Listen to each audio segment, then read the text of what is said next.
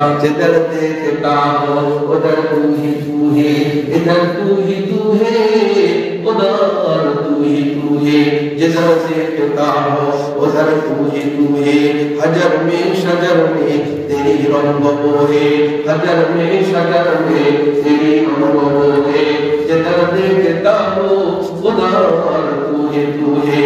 तू खुदा बंदे जमीनी, तू खुदा बंदे शिमाली, तू खुदा बंदे ज़मीनी, तू खुदा बंदे समावी।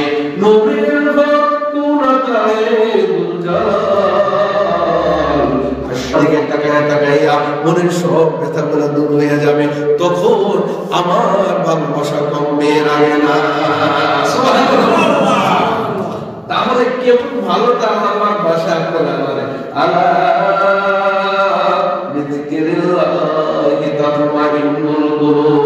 আমার বন্ধু বরাদ্দ করিম সাহেব, আমরা একসাথে ক্লাস ফ্রেন্ড, খুব বড় একজন ছাত্র, তিনি আপনাদেরকে জিকির করাইলেন।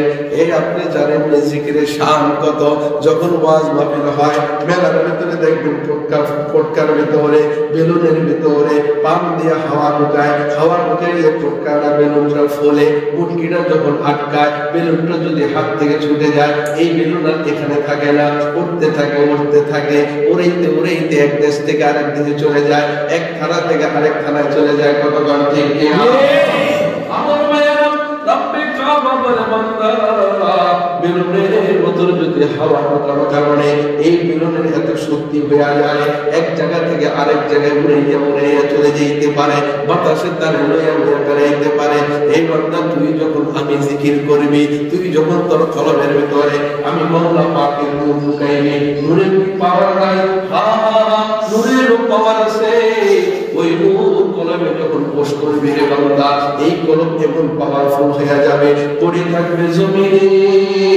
বান্দা তোরে উড়াইয়া উড়াইয়া আমি মাওলার বাড়ি আরশে আজিমে নিয়ে আসি। সুবহানাল্লাহ। আল্লাহ উড়াই উড়াইয়া বান্দার আরশে আজিম পর্যন্ত নিয়ে যায়। বলুন সুবহানাল্লাহ।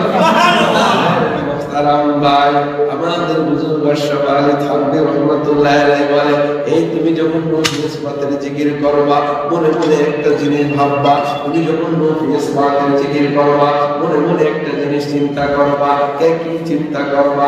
আমাদের শাইখ মুর্শিদ আমাদেরকে শিখিয়েছেন তুমি কিভাবে জিকির করবা। নূর ইসমাতের জিকির হলো লা ইলাহা ইল্লাল্লাহ।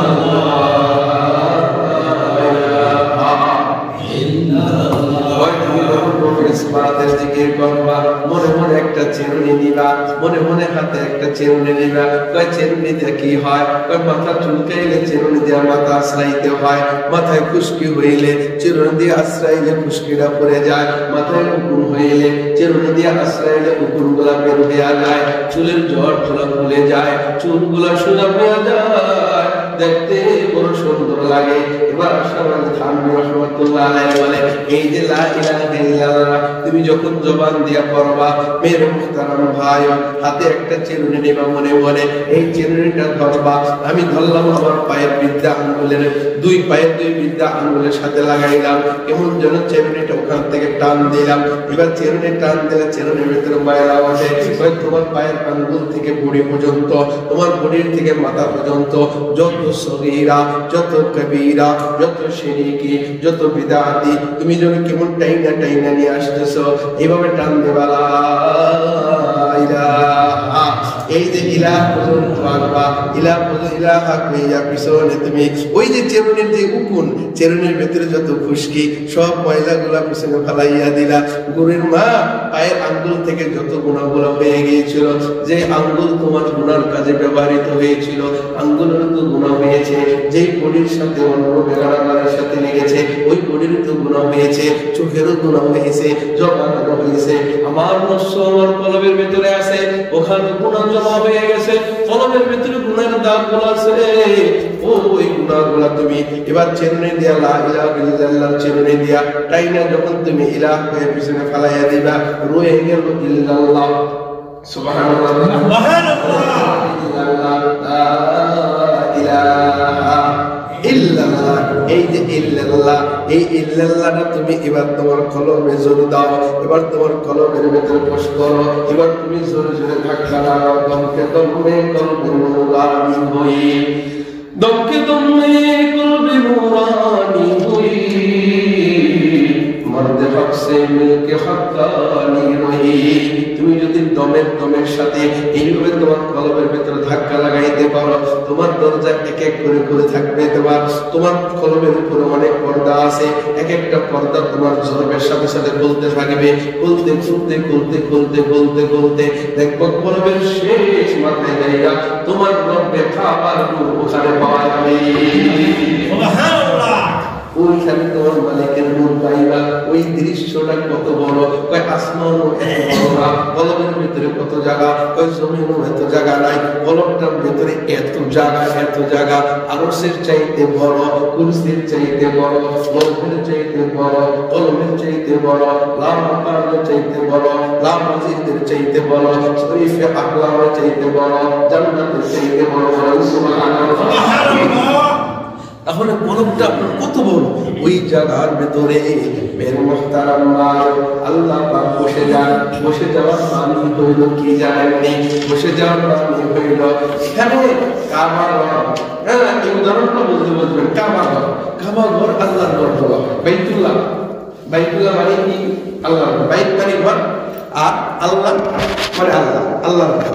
এবার বলবেন আল্লাহ ওই ঘরে কি করে? আল্লাহর ঘর আবার কেমনে হয়? আল্লাহর ঘর কেমন হয় জানো? মালিকের কাবা ঘরের উপরে দৈনিক 120টা রহমত নূরে তাজাল্লি বর্ষণ হয়। ওই নূরে তাজাল্লি পুরো পৃথিবীর মসজিদে ছড়াইয়া যায়। ওই নূরে তাজাল্লি বর্ষণ হয়। এই কারণে মাওলা এই ঘরটাকে বলা হয়েছে আল্লাহর ঘর। বলেন সুবহানাল্লাহ।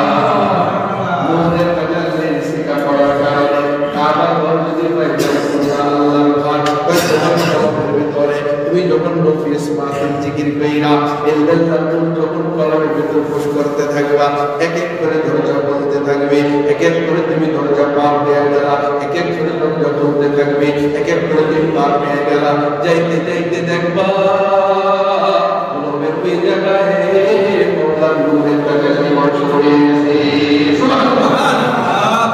নূরে তাজাল্লি বর্ষণ হয় আল্লাহ। এই জন্য আমাদের কিছু বুজুর্গরা, আমাদের কিছু আশিকরা, আমাদের কিছু আল্লাহ বয়ান করেন, মাক্কা পর ঘর বানায়া দরবার হালকো বেরায়া মন্নগুঞ্জ দরজমিনো আসমান লেখে গুঞ্জন দরকুলুবে মুমিনা। আল্লাহ পাকের বান্দা আলা বিযিকরিল্লাহ তাতমাইন্নুল কুলুব। এই আমার বান্দারা, তোদের এই কলবটাতে এক সাংঘাতিক ঘর, তোদের এই কলবটাতে এক সাংঘাতিক ঘর। আমাকে আরো পারে না, আরো সে আমাকে সবশেষ করতে পারে না, শুনতে পারে না। তাহলে আমি আল্লাহ এত বড়, আমি তো এক জায়গায় যে থাকি, বাংলার কলবটা যদি হয় ছোট, এই কলবের ভেতরে এত জায়গা, তুই যদি কলবকে সাফ করতে পারো, ওই কলবের ভেতরে আমি আল্লাহ আসতে পারি।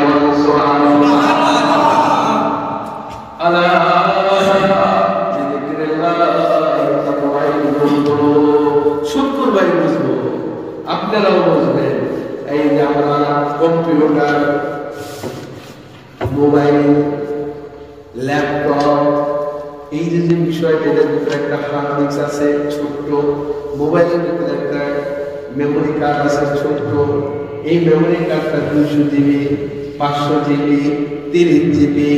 তো জিনিসটা হলো ছোট, কিন্তু মোবাইলের ভিতরে হাজার ভিডিও ওই ছোট্ট জিনিসের ভিতরে লুকায়িত থাকে, হাজার কোটি ফটো ওই ছোট্ট জিনিসের ভিতরে লুকায়িত থাকে। কিন্তু জিনিসটা হলো ছোট, মোবাইলটা হলো বড়। ওই মেমোরিটা বের করে ফেললে আর মোবাইলের ভিতরে কোনো ছবি নাই, মোবাইলের ভিতরে কোনো ভিডিও নাই।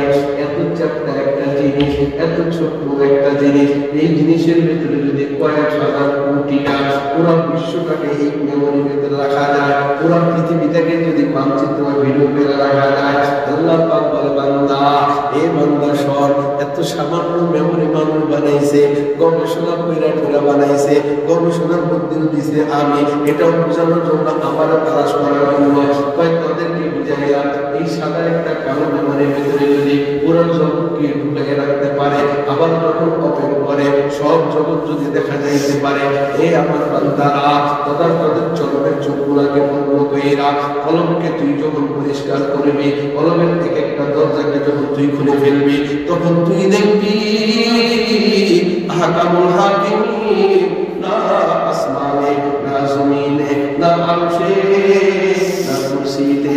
এই জন্য বলা হয় বাবা বন্ধন তুমি খুব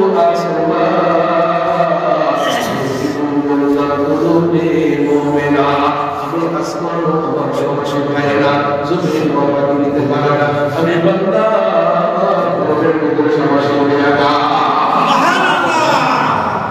ওই মেমোরির ভেতরে যদি পুরো দুনিয়া রাখতে পারে, আমি কিনিকা করার ভেতরে দিতে পারবো না। এই বান্দা শোন, দুনিয়ার সব কিছু আমি বানাইছি কোন মেশিন দিয়া, সব ঘরগুলা বানাইছি তোদের জন্য। তোরা কি চিন্তা করবি না? কি চিন্তা? আমি তোদের জন্য জান্নাত বানাইছি। এই জান্নাতটা এত বড়, এত বড়, এই জান্নাতকে দেখার জন্য জিবরাইল গেছে, এত ৬০০০ পাখনা চলছে, কিন্তু জান্নাতের এক স্তর থেকে এক তালার এক স্তরে সীমানা যাইতে পারে নাই। ১৭০০ বছর পার হয়ে গেছে। এবার তুমি যদি সামনে যাই, পথ যদি হারাইয়া যায়, আমি তো বলতে পারবো না। এই হলো জান্নাতের অবস্থা। এক একটা তালা হবে তোমার জমিন থেকে আসমানের উপরে দূরত্ব, এরকম ১০০টা তোমার তালা হবে। এই এক একটা তালায় যাইতে সেকেন্ড সময় লাগবে না। বলো সুবহানাল্লাহ। মাওলার জান্নাত এত বড়, এক একটা তালার ভিতরে আমাদের মুহাদ্দিসিন ইকরাম বলেন, নবীজি হাদিসের ভিতরে বয়ান করেন, এক তালার ভিতরে যদি আদম থেকে নিয়া কিয়ামত পর্যন্ত যত জিন ইনসান ঢুকায়, মাওলা এক তালা হবে না।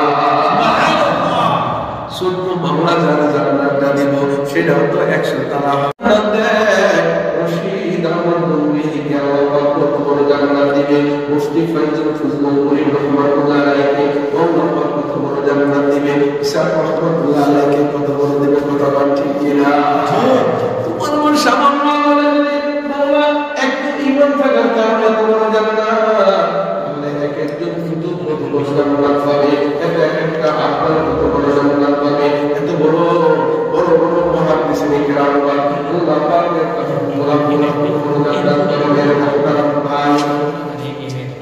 কথা বল যাবে না। কথা কিন্তু অনেক দামি কথা বলে গেছে। হ্যাঁ, সমস্যা নেই। ঘড়ি দিয়ে দিয়েছে সব কত বাকি? আরো 40 মিনিট আছে। আলহামদুলিল্লাহ, আরো 40 মিনিট আছে। গভীর থেকে গভীর বয়ানে যাইতে পারবো ইনশাআল্লাহ। সুবহানাল্লাহ। তোর ঘড়ি তো চিনুন না, দেখেন আছে তোমার কলমের ভিতরে অনেকগুলো আমল আছে, তোমার কলমের ভিতরে গভীর দাগগুলো এক একটা দরজা, এক একটা আমল রয়ে গেছে। তোমার চোখে যদি ছানি পড়ে, এই ছানি চোখ দিয়ে কোনো ভালো মতন দেখা যায় না। চোখে যদি ছানি পড়ে, খালি পানি আসে, চোখটা খোয়া লাগে। আল্লাহ পাক বলে, বান্দা তোমার কলমটাকে বানাইছে বড় শক্তিশালী কইরা, সব বানাইছে কোন মেশিন দিয়া, কলমটাকে বানাইছে আমি নিজে হাত দিয়া। বলো সুবহানাল্লাহ। কলমটাকে আমি বানাই নাই, কারণ যেহেতু এটা হলো আমার ঘর। রব্বুল আলামিন বলে এই ঘর হলো দুইটা, একটা হলো আমার ঘর থাকা, আরেকটা হলো তোদের ঘর থাকা। আমি খালিক যেই ঘরটা থাকবো, এটা তো মাখলুক বানাইতে পারে না। কথা ঠিক কিনা? আমি মাখলুক যেই ঘরে থাকবে ওই ঘরটা আমি বানাইছি। আমার মাওলার যদি জিজ্ঞাসা করে, মাওলা তোমার ঘর কোনটা? আল্লাহ পাক বলে, আমার ঘর কোনটা জানোস নি? তোর বাপ নদের 2 আঙ্গুল নিচে একটা অন্তর বানাইছি, একটা হৃদপিণ্ড বানাইছি, একটা কলম বানাইছি, একটা বস্তুর টুকরা বানাইছি, একটা মন বানাইছি। ওই মনটাই হলো আমার থাকার ঘর। আমি মুহসিনুদ্দিন আহমদ নদীমিয়া বলে, এই বস্তুর টুকরাটা এত ছোট, এত ছোট বস্তুর টুকরাটা রং আল্লাহ দিয়েছেন লাল, এটার মুখে নিয়ে চাপানো যায়। এতটুকু জায়গার ভিতরে মাওলা এত জায়গা রাখছেন যে আল্লাহ পাক ওই ঘরের ভিতরে নিজে আয়েশা চলে যায়। আয়েশা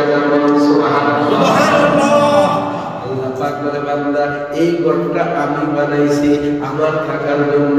আমি তো লা মাকান লা লা মিসাল লা নাজির, আমার তো কোনো নজির নাই। আমি কত বড়। আমাদের এক বুজুর্গ আছে, এই বুজুর্গ কাছে জিজ্ঞাসা করছে, হুজুর আল্লাহ কত বড়, আল্লাহ পাওয়ার রাস্তা কেমন? কয় আল্লাহ পাওয়ার রাস্তা কেমন জানি? এটা হইল না বুঝে আসা। তোমার যত বুঝাবো তুমি কিছুই বুঝবা না, না বুঝা খালি পাগলের মতো তালাশ করবা। একদিন যখন ধরা পাইয়া যাবা তখন তোমার না তুমি বুঝবা আল্লাহ পাওয়ার রাস্তা কোনটা। তো এই শাইখে যারা এমন একজন ব্যক্তি ছিলেন, এমন একজন বড় আল্লাহর নতুন ছিলেন। একদিন জিজ্ঞাসা করে, হুজুর আল্লাহ কত উপরে? তোমার আমি যদি বলি আল্লাহ কত উপরে, তাহলে শোনো আল্লাহ কত উপরে। তুমি সেকেন্ডে তোমার আল্লাহর কল্পনা করলা, সেকেন্ডে তুমি তোমার অন্তরে চিন্তাকে 7 আসমান উপরে নিয়ে গেলা, সেকেন্ডে আরো 7 আসমান উপরে নিয়ে গেলা। তুমি তোমার কল্পনার জগতে সেকেন্ডে শুধু 7 আসমান করে পাড়ি দিতে থাকো। তুমি পাড়ি দিতে দিতে দিতে দিতে হায়াত হয়ে যাবে, কিয়ামত হয়ে যাবে। তোমার মেধার খায় তুমি সেকেন্ডে উপরে নিতে থাকো। তারপরে কি এর কোটি কোটি মাইল না, কোটি কোটি কিলোমিটার না, এটা কোন ক্যালকুলেটর ধরবে না। এর উপরে হলো আল্লাহ। যখন যেখানে যায় শেষ হয়ে যাবে, যত সেকেন্ডে যত উপরে লইতে পারো তার উপরে হলো আল্লাহ। বলেন সুবহানাল্লাহ। ওই মাওলার ঘর, ওই মাওলার ঘর তো মাওলা বানাইছে। আল্লাহ পাক বলে, বান্দা আমার ঘরটা বানাইছি, এই ঘরটা বানাই আমার কাছে রাইখা দেই নেই, এই ঘরটা বানাইয়া যত্ন করার জন্য তোদের কাছে রাখছি। এটা আমার একটা ব্রেকার দিয়া তালা বন্ধ কইরা আমি একটা কি করছি, চোর চুরি করবার জন্য ঘরের ভিতরে ঢুকবে তো তোমার তো বের হইতে হবে। এই জন্য একটা দরজা লাগাই, এক একটা জানালা লাগাই, দরজার সাথে তালা লাগাইয়া দিলে চোর আর ওই ঘরের ভিতরে ঢুকতে পারে না দরজা দিয়া। আল্লাহ পাক বলে, আমি এই সিনার ভিতরে আমি আমার ঘরটা রাখছি হেফাজত কইরা। এই সিনার ভিতরে এবার তুমি যদি ঢুকতে চাই, ওখানে তালাবদ্ধ অবস্থায় আছে, তালাটা খুলতে হবে। ওই তালাটা জানতে হলে পীর মাশাইখের হাতে বায়াত হইয়া জিকির আজকার করিয়া একদিন তোমার শায়েখ বলে দিবে, এবার তোমার দরজা খুলে গেছে। এবার তুমি চাইলে দেখো, দেখবা শুধু মরুভূমি আর মরুভূমি, এর ভিতরে কাকে যেন দেখা যায়। সুবহানাল্লাহ। जिधर देखता हो उधर तू है, इधर तू है, उधर तू है। जिधर देखता हो उधर तू है, हजर में शजर में तेरी रंग बोहे, हजर में शजर में तेरी रंग बोहे। जिधर देखता हो उधर तू है, तू खुदा बंदे जमीनी, तू खुदा बंदे शिमाली, तू खुदा बंदे जमीनी, तू खुदा बंदे समावी। नूरेल वक्त तू न करे गुलजार, अशरा में हश्र तू कुन मुस्तेहार।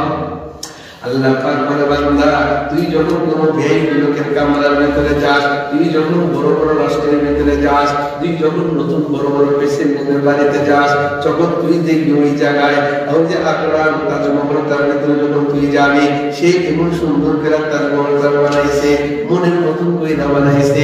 তারা এই মনের মতন কইরা বানানোর কারণে দেখা গেছে বিশ্বের ভিতরে তাজমহলের একটা নাম আছে।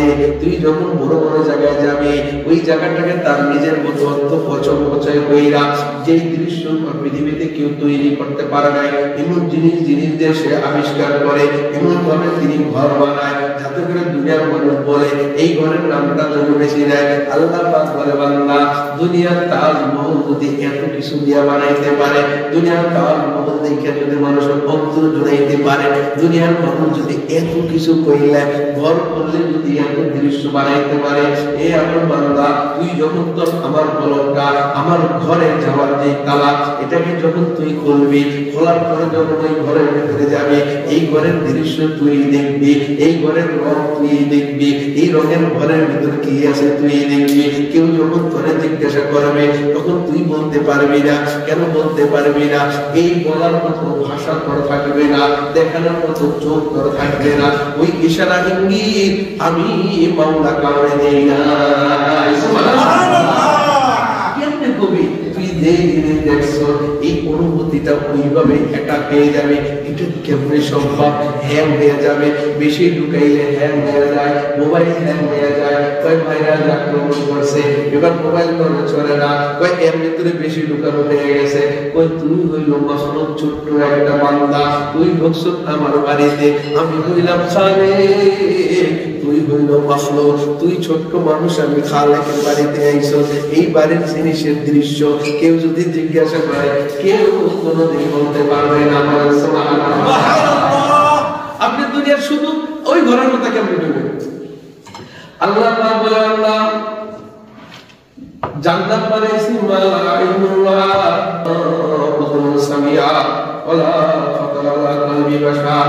আল্লাহ পাক বলে বান্দা তোদের জন্য যে আমি ঘরটা বানাইছি এই ঘরটাই তো কোনোদিন কোনো চোখ দেখে নাই, কোনোদিন কর্ণ কোনোদিন শুনে নাই, কোনোদিন উপলব্ধি কল্পনা করতে পারবে না। আল্লাহর ঘরটা কত সুন্দর আনতে পারবে না মানুষ। সুবহানাল্লাহ। আল্লাহর একটা ঘর আমাদের জন্য বানাইছে জান্নাত, এটা আমাদের ঘর। আল্লাহ বলছেন দুইটা ঘর, একটা হলো আল্লাহ নিজের থাকার ঘর, এটা বানাইছে বান্দার সিনার ভিতরে, আর আপনাদের জন্য আল্লাহ একটা ঘর বানাইছে, ওই ঘরটা রাখছে আল্লাহ পাকের কাছে। সুবহানাল্লাহ। ওই ঘরটার নাম হলো জান্নাত। বলেন আলহামদুলিল্লাহ। ওই ঘরটার নাম কি? ঘর জান্নাত। ওই ঘরটার নাম কি? জান্নাত। আল্লাহ পাক বলে বান্দা আরে তোর ঘরের যে দৃশ্য আমি বানাইছি এটাই কোনোদিন কোনো চোখ দেখে নাই, কোনো কর্ণ কোনোদিন শুনে নাই, কোনো কল্পনা কোন জায়গায় যাইতে পারবে না। হাদিসে করছে মালা আইনুল রাআত ওয়ালা উযুনুন সামিআত ওয়ালা খাতারা আলা কলবি বাশার। যদি আমার ঘরের সম্পর্কে আমার উপলব্ধি যাইতে না পারে, আমার চিন্তা না যাইতে পারে, আমার চোখ কোনোদিন দেখে নাই, কানও শুনে নাই, এই ওয়াজ যা করি জান্নাতে এটা হলো একদম জান্নাত। জান্নাত যদি কুটি কুটি ভাগ করেন এটার উপর কোনো হবে না। মাওলা তোমার জন্য যে ঘর বানাইছে ওই ঘরের শান বয়ান করা সম্ভব না। সুবহানাল্লাহ।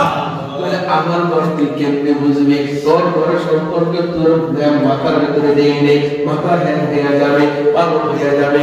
এই জন্য বাবারা আপনারা দেখেন কিছু কিছু সন্তানগুলা যখন যেই বয়সে পড়ালেখা করতে হয় ওই বয়সে পড়ালেখা তাকে বসাইতে হয়। এর আগে যদি আপনি তাকে চাপ দেন তার কিন্তু হবে না, তার মেধা কিন্তু নষ্ট হয়ে যাবে।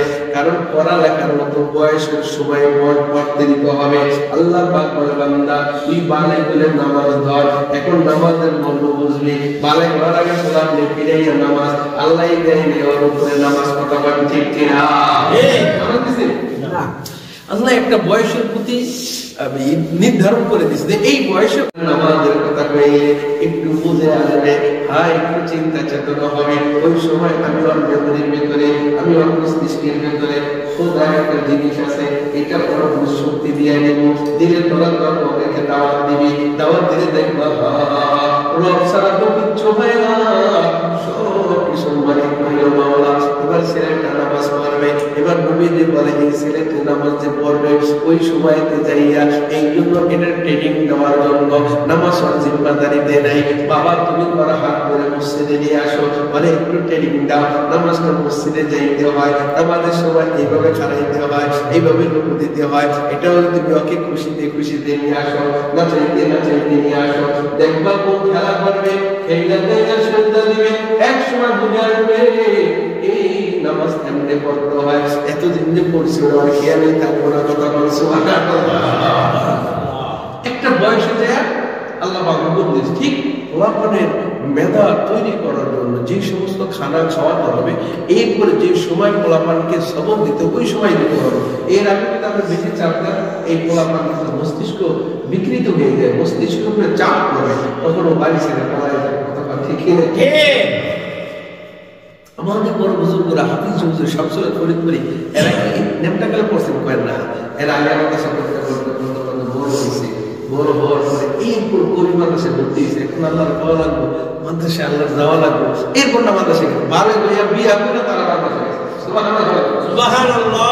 নাম কইলাম এরা হতে পারে না, বড় বড় বুজুর্গরা, হ্যাঁ এরা কিন্তু আপনার বিয়ে শাদী করার পর পায় না, আল্লাহর দরকার আলেম এবার মাদ্রাসায় ভর্তি হয়েছে। সুবহানাল্লাহ। তো মাদ্রাসায় পড়ার জন্য বয়স লাগে না, বয়স হলে আর ভালো হয়। এবার বুঝতে হয় যে আমার এই শেখা দরকার, আমার জানা দরকার, মুখস্থ করে রাখা দরকার। অবতটা নাই, ব্যাপদের বাড়ির সামনে রাখলে মুখস্থ থাকবো না, রাখবো তাহলে তো খালাকের সাথে মিলে গেল।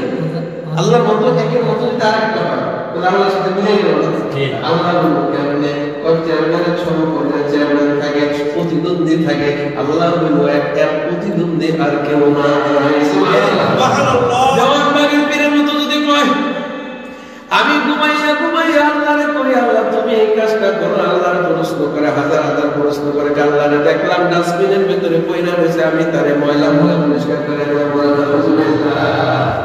এইবার হ্যাঁ আল্লাহ দেখছে বলে, আল্লাহ দেখছে, আল্লাহ কি দেখা যায় না? চোখে দেখা যায় না। এই জন্য দেখা যায় না দেখেন নবী মুহাম্মদ রাসূলুল্লাহকে আল্লাহ পাক ওই ঈমান ও হিকমতের অক্সিজেন ওই কলম দিয়েছে। দেখে বলে আসল কথা বুঝাই দেখেন যে সবাই পয়গম্বরের সব বস্তুগুলাই কিন্তু স্বচ্ছ আয়নার মতো পবিত্র, আওয়াল গুনাহ নাই, আখেরও গুনাহ নাই। ঠিক আছে ইনশাআল্লাহ? কি কর কাকা কি করে গুনাহ আছে? নবীদের কোনো গুনাহ আছে না? আল্লাহ পাক আল্লাহ আমাদের কোনো গুনাহ নাই, আর কত পবিত্র আছে। তো সব নবীরা আদম সফুল্লাহর কলম পরিষ্কার, নূহ নবীউল্লাহর কলম পরিষ্কার, ইব্রাহিম খলিলুল্লাহর কলম পরিষ্কার, মুসা কালিমুল্লাহর পরিষ্কার, ঈসা রূহুল্লাহর পরিষ্কার, ইসমাঈল জবিউল্লাহর পরিষ্কার, সুলাইমান নবীর পরিষ্কার, দাউদ নবীর পরিষ্কার, আইয়ুব নবীর পরিষ্কার, ইউসুফ নবীর পরিষ্কার, ইয়াকুব নবীর পরিষ্কার, যাকারিয়া নবীর পরিষ্কার, হুদ নবীর পরিষ্কার, সালেহ নবীর পরিষ্কার, জাকিস নবীর পরিষ্কার, যুলকারনাইন নবীর পরিষ্কার, খিজির আলাইহিস সালাতু ওয়াস সালামের নবীর কলম পরিষ্কার, সব তো আইনের মধ্যে। কিন্তু আল্লাহ পাক কোন কলমকে বের করে দুনিয়ার জমজমের পানি দিয়ে ধোয় নাই, শুধু একজন পয়গম্বরের কলমকে আল্লাহ তাআলা জমজমের পানি দিয়ে দিয়েছে। তার নাম কি? মুহাম্মাদুর রাসূলুল্লাহ সাল্লাল্লাহু আলাইহি ওয়াসাল্লাম। কে আনন্দ নবীদের জমজম দিয়ে দিয়েছে? না। কোন বিতে শুনছেন না? মেরে মুহতারাম ভাই, এবার দেখেন আল্লাহকে দেখার মতো যোগ্যতা আল্লাহ তৈরি করেন। কয় আমি তো কারো সিনা থেকে জমজমের পানি দিয়ে ধুই নাই, নবী জিবরাইলের দ্বারা তার ওপেন হার্ট সার্জারি করে নেই, সিনাটাকে ফাঁক করেছেন, ওখান থেকে ডাক্তাররা রিসার্চ করেছেন হার্ট যদি বড় হয়ে যায় ফাঁকা কইরা ওখানে রিং বসানো যায়। সুবহানাল্লাহ। এখানে এই ওপেন হার্ট সার্জারি আমার নবীর সিনার চাক করা থেকে শিখছে। যেহেতু নবীর সিনার চাক হয়েছে তাহলে এটা সম্ভব, এটা সম্ভব।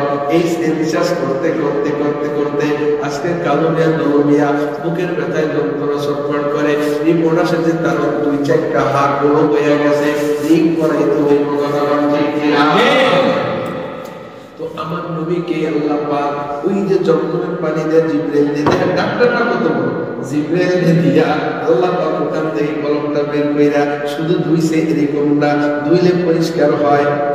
আরেকটা জিনিস আছে, ধুইলে পরিষ্কার হয়, কিন্তু এই মিশিং উপরে গাড়ি ধুইলে পরিষ্কার হয়, কিন্তু ভিতরে ইঞ্জিন পাঁচ পার্টটাকে যদি আবারও নতুন করে কইলা যেটা অর্ধেক হয়ে গেছে এটাকে যদি পরিপূর্ণভাবে লাগায়, নতুন জিনিস পাঁচ পার্টটা লাগায়, এখান দিলে বেশি বেশি চলে।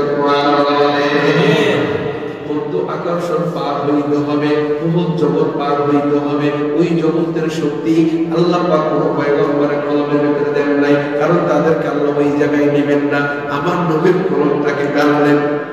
এবার জান্নাত থেকে এই ঠিক এইভাবে জান্নাত থেকে রেশমি রুমাল দিয়ে টাকা, এটা তো টিস্যু কাপড়, রেশমি রুমালটা কেমন হবে আমি জানি না। মালিক যেমন চাইছেন জান্নাতের রেশমি রুমালটা তেমনের মতো রেশমি রুমাল দিয়ে ঠিক এইভাবে ধরেন ঢাইকে নিয়ে আসছেন। ঢাইকে নিয়ে আইসা এবার এখান থেকে এইভাবে খুলছেন, খোলার পরে যেভাবে খুলি যেভাবে খুলছেন জিবরাইল এখান থেকে খুইলা এবার পিঠের ভেতরে হইল স্বর্ণের পাত্র। এটা তো পিরিস আমাদের এটা কিন্তু ওই পাত্রটা ছিল স্বর্ণের পাত্রের ভেতরে এবার রেশমি রুমাল দিয়ে ঢাকা। এই পাত্রের ভেতরে থাকে চা, কিন্তু এটার পাত্রের ভেতরে ছিল ঈমান এবং হিকমত। সুবহানাল্লাহ। ঈমান আর ছিল হিকমত। এই ঈমান এবং হিকমতের অক্সিজেন এবার কলমের ভিতরে কেমনে পুশ করছে ওই জিনিস আমি আপনাকে বুঝাইতে পারবো না, আমিও জানি না, কারণ সব জিনিস বোঝানো যায় না। আপনারা ওপেন সার্জারি করলে এবার চক্ষু দিয়া অস্ত্র দিয়া টান দিতে হয়, এরপরে এর আগে আপনাকে পুশ কইরা এই জায়গাগুলোকে পুশ করতে হয়, এরপরে টান দিতে হয়, এরপরে ফাড়তে হয়, এরপর না সুইয়ের ভিতরে ইঞ্জেকশনের ভিতরে ওষুধ ঢুকাইয়া ওদের ভিতরে চাপ দিলে ঢুকে যায়। কথা বলেন ঠিক? এটা হলো আমরা বুঝি, কিন্তু নবীর বেলায় এমন হয় নাই। যে নবীর বেলা কেমন হয়েছে জানেননি? জিবরাইল আলাইহিস সালাম হাত ছিল এমনি, এই হাতটাকে জিবরাইল আলাইহিস সালাম এভাবে ফাঁকা করেছেন নবীর সিনা বরাবর। নবীর সিনা হাতের ফাঁকার সাথে সাথে নবীজির গলা থেকে নাভি পর্যন্ত ফাঁকা হয়ে গেছে। সুবহানাল্লাহ। জিবরাইল যেরকম হাত এমনি ফাঁকা করেছেন, কষ্ট হয় নাই। জিবরাইলের কষ্ট হইতে পারে, এই একটু খরচ হইতে পারে, কিন্তু ইশারার সাথে মাওলা নবীর সিনার সাথে অবস্থা করে দিয়েছে। আল্লাহ পাক কেমন যেন নবীর সিনাটাকে আলাদা করে দিয়েছেন। সুবহানাল্লাহ। এবার ওই জায়গাটাতে আমরা কিছু জিনিস ফাললে এইভাবে পারি, জিবরাইল ফাললো এইভাবে, আমরা কিছু পুশ করলে ইনজেকশনের মাধ্যমে পুশ করি, কিন্তু জিবরাইল কেমনে পুশ করছে আমি তোমাকে নাই। আল্লাহ পাক তার বন্ধুরে এত আদর করে, এত মায়া করে, এত ভালোবাসা আজকে বন্ধু জগতে নিয়ে যাবে। বন্ধুর কোনো কষ্ট আল্লাহ পাক চাইবে না। হয়তো হতে পারে মাওলা তুমি যেমন চাইছো ওই কলবের ভিতরে ওই পাত্র থেকে ঈমান এবং হিকমতের অক্সিজেন আল্লাহ পাক যেমন জিবরাইলকে বলেছেন অমনি ভাবে কলবের ভিতরে যখন পুশ করে দিয়েছে, এবার এই কলব শক্তি কোন পয়গম্বর কেন পৃথিবীর সব ঈমানের চাইতে বড় ঈমানওয়ালা পাহাড় হয়ে গেছে। এইবার এইটার যোগ্যতা সম্পূর্ণ হয়েছে। এবার যদি মুহাম্মদ রাসূলুল্লাহকে আমি আমার বাড়িতে আনি, এবার কোন মধ্যাকর্ষণ কোন জগৎ আমার বন্ধু তৈরি করতে পারবে না।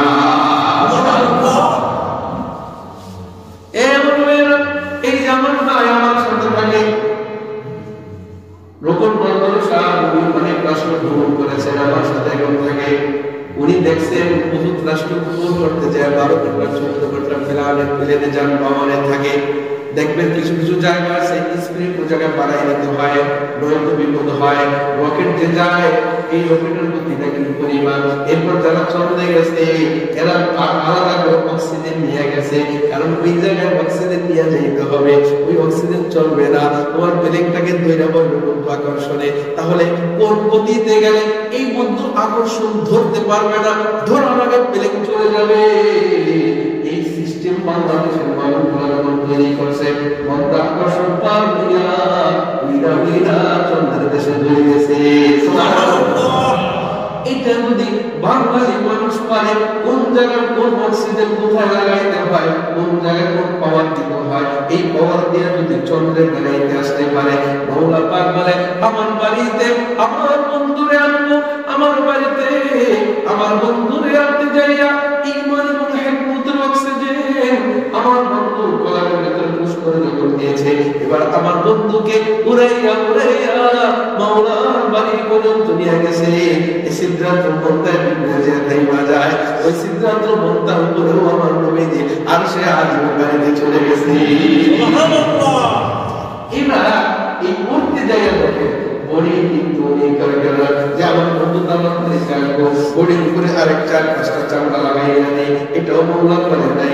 আমার বন্ধু তোমার বাড়িতে আসবে, চেহারার উপরে আরো কিছু লাগাইয়া নেই, এটাও আল্লাহ পাক বলেন না। সব বড়িয়া কোন জায়গায় আছে, শুধু কলমটাকে নিয়ে চন্দ্রের পানি দিয়া নিয়া আল্লাহ পাক বুঝাইতে চায়, কেউ যদি আমার কাছে আসতে চায় জমজমের পানি বড় শানওয়ালা, জমজমের পানি বড় ইজ্জতওয়ালা, জমজমের পানির ভিতরে অনেক কারামত, অনেক মুজিজা আছে, অনেক শেফা আছে। পৃথিবীর ভিতরে আল্লাহ পাক যত রোগ সৃষ্টি করেছেন ওই রোগের সকল শেফা মাওলা জমজমের পানি ভিতরে দেয়া আছে। সুবহানাল্লাহ। কেউ যদি জমজমের পানি শেফা নিতে পারে মাওলা তার সব রোগ মাফ কইরা দেয়।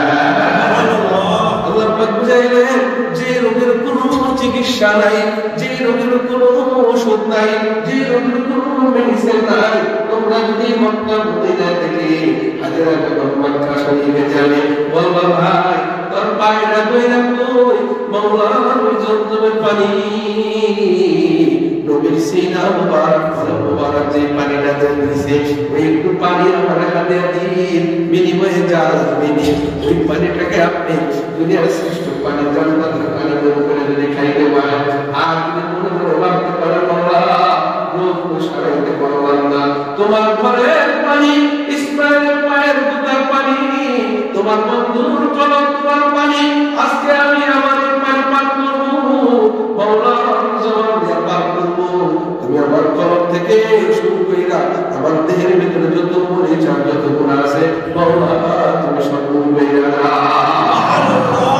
ওই কোন বান্দা যদি আবেগগত হয়ে মাওলা পাগল হইয়া এই কোন পাগল পান করতে পারে মাওলা তার সব গুণ আল্লাহ মাফ করে দিবে সুবহানাল্লাহ এক বুজুর্গ আছে মক্কা শরীফের ভিতরে আমরা তো কিছু মক্কা শরীফের সুবহানাল্লাহ মসজিদ এটা ফাতেমার ঘর এটা আমার নবীর ঘর এটা আবু জাহেলের বাড়ি এটা লাদেনের বাড়ি এটা বাদশা ফরহাদের বাড়ি এক এক করে যখন আমরা ঘুরিয়ার দেখি তো আল্লাহর বিকরামের পাশে বাকি ওখানে তো মানুষকা যাইয়া দেখে এক যুবক সাধু খাইছে সাধুর ভিতরে ছিল হইল ওই যে আমরা সুই সুতাকে সিলাই করে কি যেন সুই ছিল সুই কিন্তু বুঝতে পারে নাই ওই সুই সহকারে মুখটা বানাইছে সাধুকারে গলা বানাইছে এবার ওই সাধু যখন খাইতে গেছে মুখে দিয়ে যখন চাবাইছে হয়তো ওই খাড়াখাড়ি করে পড়ে নাই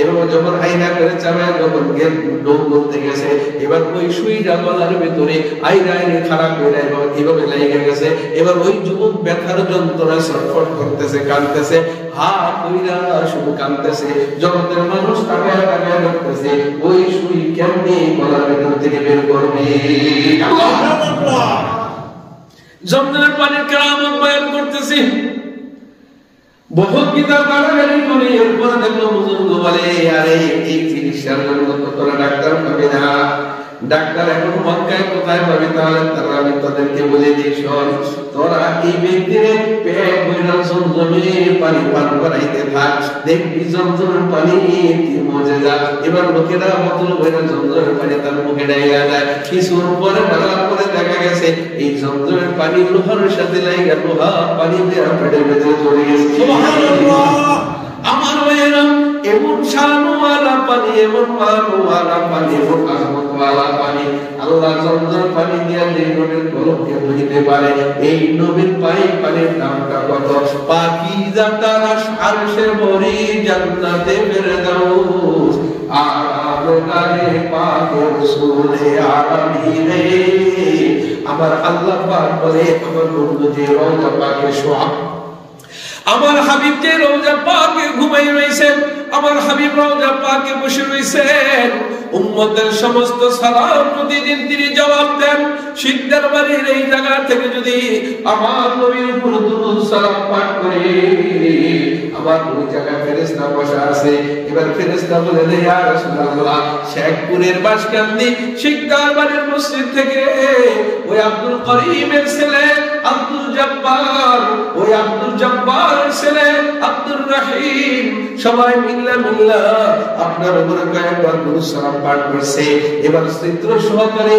আওয়াজ সহকারে বংশ সহকারে নাম সহকারে নবীর কাছে বয়ান শুরু করে দেয় সুবহানাল্লাহ নবী আমার রওজা পাকে বসা নবী বলে রে হায়াতুন নবী নবী সব সালাম শুনে সব দেখেন সুবহানাল্লাহ বলেন সুবহানাল্লাহ এবার ওই বুজুর্গ এবার আমার বন্ধু যে কথাটা বলতে চাইলাম ওই নবী যে রওজা পাকে শোয়া আছে যে নবী যে রওজা পাকে যেখানে বসা আছে ওখানে নবীদের পায়ের সাথে তো মাটি লাগা আছে পায়ের সাথে মাটি একটু টুকরা লাগা আছে কারণ নবী যে মাটির ভিতরে নবীজিকে রেখেছেন ওই মাটির সাথে আমার নবীদের পায়ের যে লাগছে এই পায়ের সাথে ওই মাটির টুকরা লাগার কারণে আল্লাহ পাক বলেন পাকিজা তারাশ আরশে বরি জান্নাতে ফেরদাউস আরামে পাকে রাসূলে আরবি হায় আমার বন্ধুর পায়ের সাথে যে মাটির টুকরাটা লাগছে এই মাটির টুকরার দাম জান্নাতুল ফিরদাউসের চাইতে আমি আল্লাহর কাছে বেশি। সুবহানাল্লাহ সুবহানাল্লাহ জোরে কইলে ভালো হতো। সুবহানাল্লাহ সুবহানাল্লাহ। নবীর পায়ের সাথে যে মাটির টুকরা লাগছে মাটির টুকরার দাম হয়ে গেছে জান্নাতুল ফিরদাউসের চাইতে বেশি। আল্লাহু আকবার। ওই নবীর কলমটার দাম কেমন? সুবহানাল্লাহ সুবহানাল্লাহ। দাম কেমন? তার চাইতে আবার কলমের দাম কেমন? আর কোটি কোটি গুণ বেশি। কারণ এই ঘরের মালিক আল্লাহ। এই অঙ্গ-প্রত্যঙ্গের কোনো দাম নাই, তোমার এই অঙ্গ-প্রত্যঙ্গের উপরে কোনো দাম নাই। লা ইয়ানজুরু ইলা সুওয়ারিকুম, আল্লাহ পাক বলে বান্দা তোর সুন্দর সুরাত আমি দেখি না, তোর সুন্দর বডি আমার কাছে কোনো দাম নাই। কয় কি দাম? কোন তোর তো আমি যেখানে তোর অঙ্গটা বানাইছি ওটা আমার মন ওই ঘর যে যত করে চার যত পরিষ্কার ওইটারই হলো দাম। বলেন সুবহানাল্লাহ। আমার অন্তরের দাম যদি এমন হয় মাওলার কাছে তাহলে আমার শায়েখ মুর্শিদের অন্তরটা কেমন দাম, শায়েখ মুর্শিদের সাদারা বিশ্ব হুজুরের অন্তরটা কেমন দাম। সুবহানাল্লাহ সুবহানাল্লাহ। আমার ভাইরা আমাদের এই মানুষগুলোর অন্তর যদি এত দামি হয় তাহলে সুলতান আহমদ মানসুরির কলেজার অন্তরটা কেমন দাম, পটিয়ার মুফতি শাহবাজুল হক রহমাতুল্লাহর অন্তরটা কেমন দাম, মুফতি ফাইজুল করিম রহমাতুল্লাহ বুজলুল করিম রহমাতুল্লাহ অন্তরটা কেমন দাম, মুফতি ইসহাক শাহ রহমাতুল্লাহ অন্তরটা কেমন দাম, কারি ইব্রাহিম সাহেবের অন্তরটা কেমন দাম, শামসুল হক ফরিদপুরের অন্তরটা কেমন দাম, হাফিজি হুজুরের অন্তরটা কেমন দাম, পীর মোহসেন আব্দুর রহমান দুদুমিয়ার অন্তরটা কেমন দাম, পীর বাদশাহের অন্তরটা কেমন দাম, কে পীর হাজি শরীয়তুল্লাহ রহমাতুল্লাহ অন্তরটা কেমন দাম। সুবহানাল্লাহ সুবহানাল্লাহ। এদের অন্তর যদি এত দাম হয় তাহলে 1,24,000 পয়গম্বর সুলাইমান আলাইহিস সালাতু ওয়াস সালামের অন্তরটার দাম কত, ইয়াহইয়া আলাইহিস সালামের অন্তরের দাম কত, মুসা পয়গম্বরের অন্তরের দাম কত, যে মুসা পয়গম্বর আল্লাহর সাথে 300 বার দুনিয়া থেকে কথা বলছে।